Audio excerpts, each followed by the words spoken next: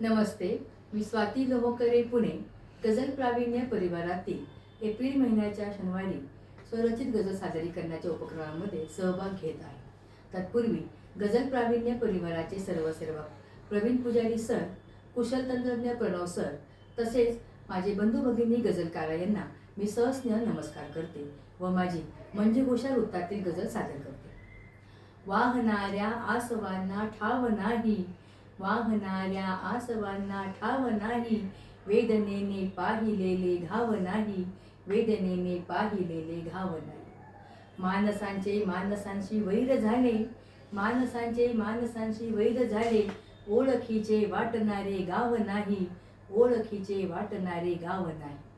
बाभळीचे झाड आहे टोचणारे, बाभळीचे झाड आहे टोचणारे, वेढलेल्या कुंपणाला धाव नाही, वेढलेल्या कुंपणाला धाव नाही. रंगलेली रात होती चांदण्यांची, रंगलेली रात होती चांदण्यांची, साजनीने आखलेला डाव नाही, साजनीने आखलेला डाव नाही.